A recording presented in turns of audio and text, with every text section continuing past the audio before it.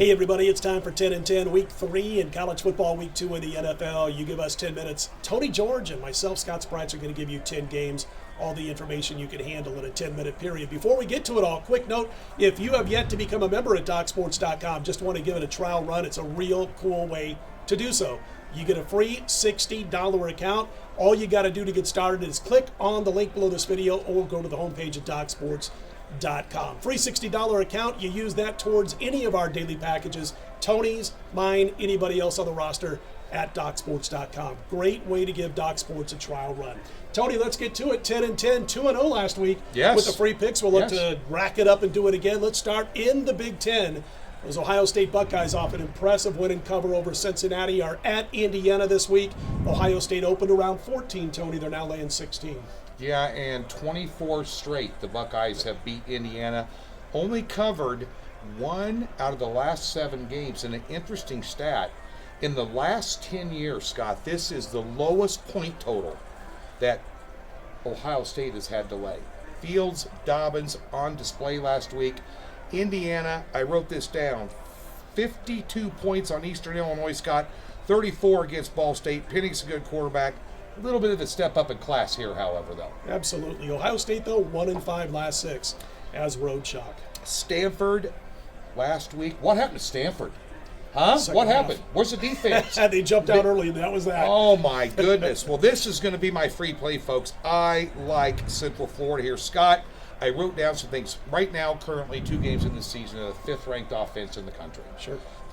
And I'll tell you something right now. McCray and Killens at running back, good 1-2 punch. I like Gabriel at quarterback here.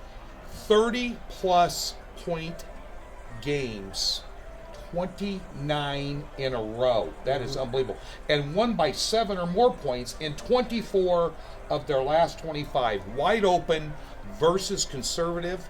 David Shaw, Costello's coming back this week. At the end of the day, I'm not getting in front of that freight train that's Central Florida Golden Knights. I'll lay the 7.5 points for my free pick this week. I like your free pick, by the way, and I'm on it. Over 60% of the public tickets on the other side on the Stanford Cardinal. Sharper money coming in on Central Florida, at least as we speak. I'll say this much. There's all that talk about UCF not winning against Power 5 conference teams. A lot of that happened before Scott Frost turned things around at Central Florida, and Josh Heupel's doing a pretty darn good job taking over for Scott Frost last year and this year. Battle in the heartland, Tony, in our neck of the woods. It's Ames, Iowa. It's the Iowa Hawkeyes at Iowa State. Bad line to open this, and the bettors took advantage on Sunday. The Iowa State Cyclones opened up a short favorite. The Iowa Hawkeyes, Tony, are now a 2.5-point favorite. The Cyclones now the dog in this one. Hawkeyes a nice 25-10-2 spread run away from home, Tony George. Yeah, and I'll tell you what, I've been to this game growing up in Lincoln, Nebraska. I've been to it in Iowa City. I've been to it in Ames. It is a knockdown, drag-out, but I can't get over the fact that Iowa State struggled in overtime to beat Northern Iowa. And remember last year, Iowa's defense shut down Iowa State, and they had not 1, not 2, but 3 NFL draft picks on that offense. Let's see, they're 1-4 their last 5. Iowa, less than a phone number. I like the fact that it opened up Iowa State. Boy, that's awfully tempting under 3. I do like both quarterbacks this year better than last year because Iowa State's been a different offense under Brock Purdy than they were before he took over. So, and hey, don't knock the Panthers, man. Northern Iowa's a good FCS program, brother. Well, they were when Kurt Warner was quarterback. Hey, Arizona State, Michigan State last year, a huge upset, Scott. Arizona State on the road catching 14. Nice win last week, 19-7 over Sacramento State, where they ran the ball for 2.3 yards per carry in that game. How's that going to play out at Michigan State, Scott?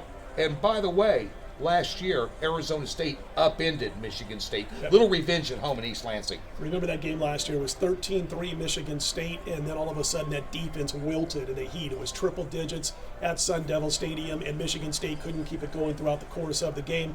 And also, by the way, Herm Edwards is dealing with a freshman quarterback making his first road start. What a place to go against the Sparty defense on the road. That's going to be tough. And as you said, with revenge on their mind, this was almost my free pick this week, Tony, but I decided to head to the NFL, but I still do like Michigan State minus the points in this one.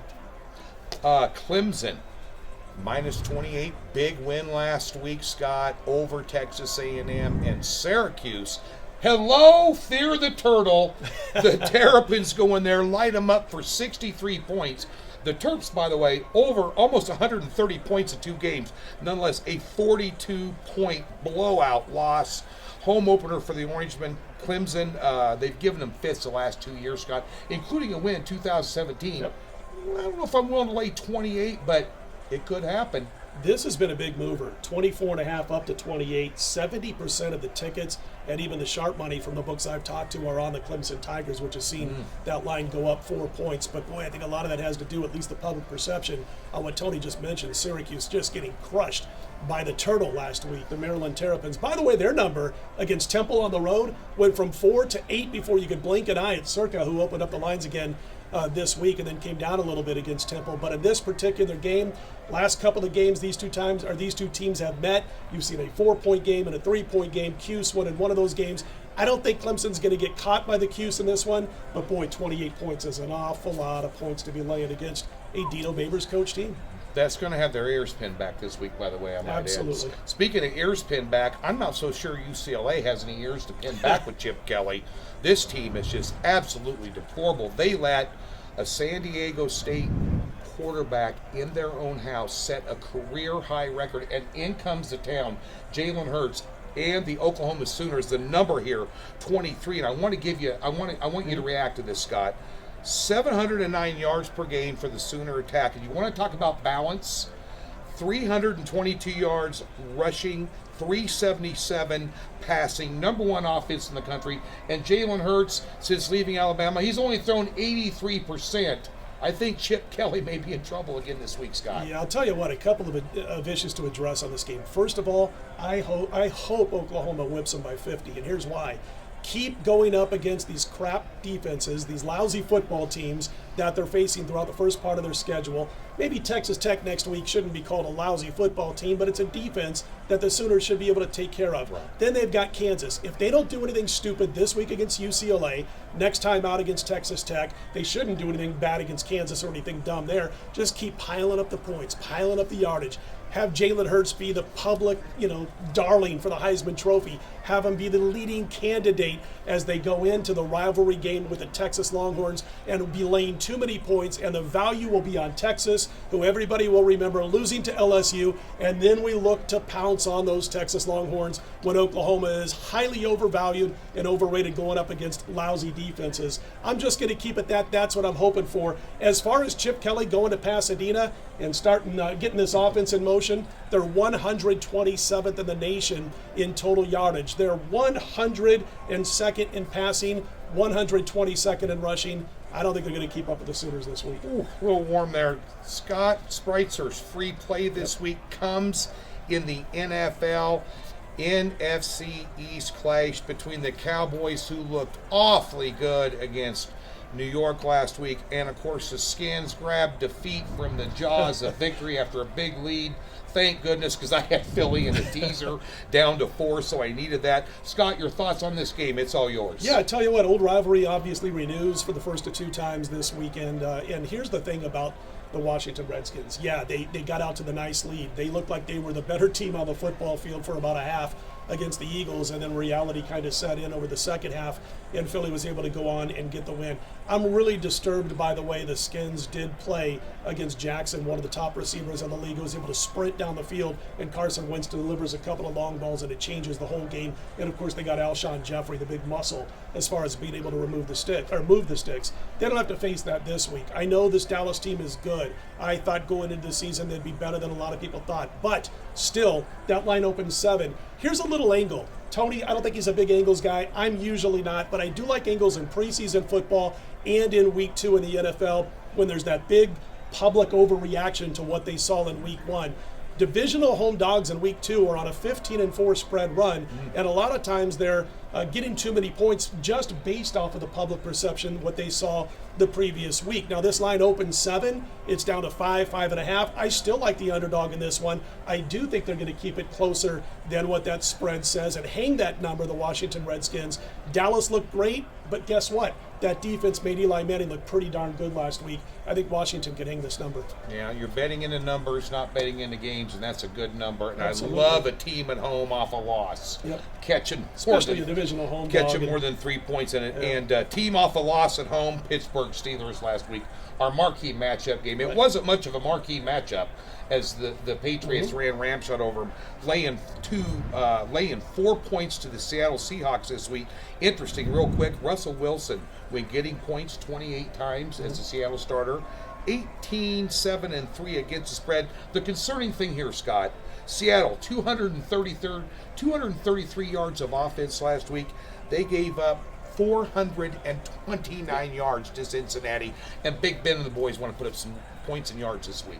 And in saving a little bit of time, I'll just say he just said it all. The one thing I'll note about this, because I was going to mention Seattle's defense was leaky as heck against a team with a new coach. Andy Dalton lit him up 418 yards passing. Seattle always starts slow, 0-8-1 against the spread weeks 1 and 2 the last few years. And by the way, I had New England as my top play over at DocSports.com last week. So always nice when they win easy. Vikings at Packers, Tony. The Pack laying 3, the total 44.5. Big black and blue divisional matchup. Packers laying a field goal.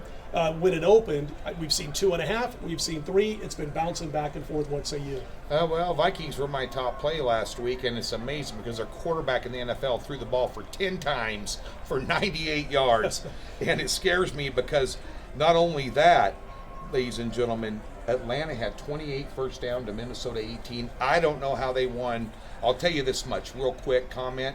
You're not going to win with smoke and mirrors this week against the Packers. Home openers, by the way, for the Packers, the last 12 years, Scott, 9-2-1 against the spread. Not bad. Green Bay facing its second straight elite level defense, but, Tony mentioned the fact that Minnesota didn't have to throw the football last week. They're going to have to this week. And I got to see that not young quarterback anymore, but I got to see Cousins making a difference in a consistent basis, driving the football a couple of games in a row, throwing more than 10 passes before I start jumping on this team on the road in basically a win and you cover type of game with that line being 2.5, 3. Tony, finally the Saints at the Rams. Rams laying 2.5, total 52.5. This one opened 3. This one's down to 2.5, and that total has come down to about 52.5. Well, I'll tell you this is going to be our marquee matchup. Be sure and watch this video here. I'll just make this comment. Drew Brees on the sideline, cracked open a Bud Light, 37 seconds left. Wait a minute, we're down 1? Hold my beer, let's go win a football game. This is going to be a good one. We're going to break this down on the marquee matchup, so be sure and tune in for that. And I'll say real quickly, Todd Gurley looked terrific. He looked pre-injury Todd Gurley last week. I remember seeing him last week have one play where he hits the hole quicker than you can say Todd Gurley, and then makes a defensive lineman miss, and then breaks ankles of a linebacker on a cut 2 seconds later, and went on to get a big run out of the game, or out of that play, and show us that Todd Gurley is back to the one we saw before the injuries. But I got a real cool stat that maybe the New England Patriots showed the blueprint to everybody else on how to slow the Rams, but you got to watch the marquee matchup video for that one. Be sure and tune in right here on Doc Sports YouTube page. For Scott Spreitzer, I'm Tony George. Thanks for tuning in to the 10 and 10. It was about 13 minutes, but so what? Let's go 2-0 again. You bet.